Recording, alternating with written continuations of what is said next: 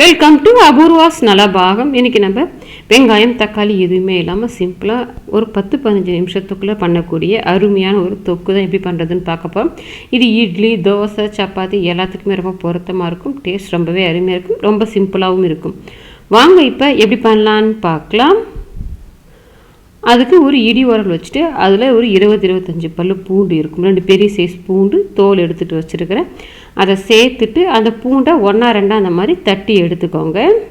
இப்போ பூண்டை பார்த்தீங்கன்னா தட்டி எடுத்துகிட்டு வந்திருக்கேன். இப்போ பார்த்தீங்கன்னா இந்த மாதிரி இருக்கிற மாதிரி தட்டிக்கோங்க. ரொம்ப நைஸாக வேண்டாம், அதே சமயத்தில் ரொம்ப பெருசாக இல்லாமல் இந்த மாதிரி தட்டி எடுத்துக்கிட்டிங்கன்னா சரியாக இருக்கும். இப்போ நம்ம ஒரு சின்ன மிக்சிங் பவுல் வச்சுட்டு அதில் நம்ம தட்டி எடுத்து வச்சுருக்கிற அந்த பூண்டை சேர்த்துக்கலாம். அது கூடவே காரத்துக்கு 1/2 டீஸ்பூன் அளவுக்கு தனி மிளகாத்தூள் சேர்த்துருக்கேன். நீங்கள் உங்கள் காரத்துக்கு தகுந்த மாதிரி சேர்த்துட்டு 2 டீஸ்பூன் மல்லித்தூள்,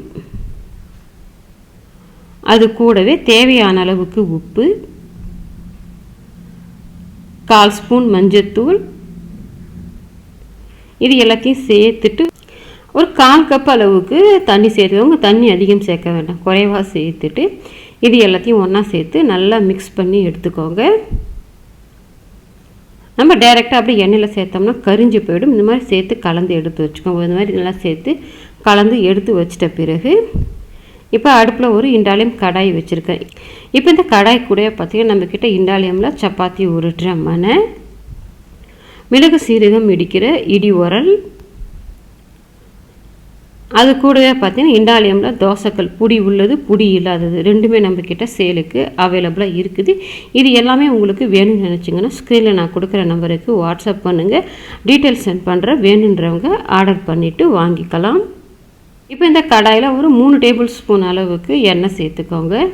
நல்லெண்ணெய் சேர்த்துக்கோங்க. நல்லெண்ணெயில் தாளிக்கும் போது டேஸ்ட் நல்லாயிருக்கும். அது கூடவே 1/2 ஸ்பூன் கடுகு, 1/2 ஸ்பூன் சீரகம் சேர்த்துட்டு இப்போ இந்த கடுகு சீரகத்தை நல்லா பொரிய விட்டுடலாம்.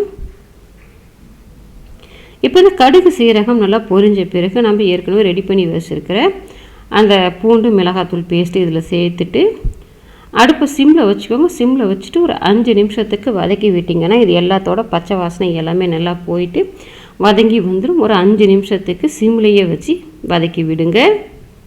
இப்போ ஒரு 5 நிமிஷம் வதக்கின பிறகு பார்த்தா இந்த மாதிரி நல்லா திக்காகி வந்துருச்சு. பாருங்க, நம்ம சேர்த்துருந்த எண்ணெயுமே நல்லா பிரிஞ்சு வந்துருச்சு. இப்போ இதில் 1 டேபிள் ஸ்பூன் அளவுக்கு கசூரி மேத்தி, உலர்ந்த வெந்தயக்கீரை இருக்குது பாருங்கள், அதுதான் எடுத்திருக்கேன். அதை இந்த மாதிரி நல்லா அப்படியே கையாலே பொடிச்சிட்டு சேர்த்துக்கோங்க. பொடிச்சிட்டு சேர்த்து கலந்து விட்டுட்டு ஒரு 2 நிமிஷத்துக்கு மட்டும் கொதிக்க விடுங்க. இது நம்ம கடைசியாக தான் சேர்க்கணும். ஒரு 2 நிமிஷத்துக்கு நல்லா கலந்து விட்டு கொதிக்க விட்டுக்கலாம்.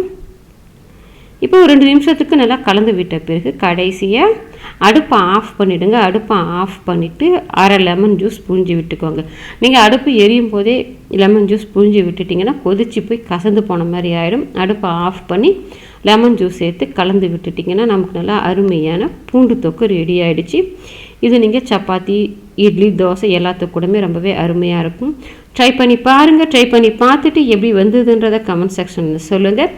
லைக் பண்ணுங்கள், ஷேர் பண்ணுங்கள், அபூர்வாஸ் நலபாகத்துக்கு சப்ஸ்கிரைப் பண்ணுங்கள். கூடவே பெல் பட்டனையும் கிளிக் பண்ணுங்கள். அப்போ தான் என்னோடய அப்லோட்ஸ்லாம் உங்களுக்கு உடனடியாக கிடைக்கும்.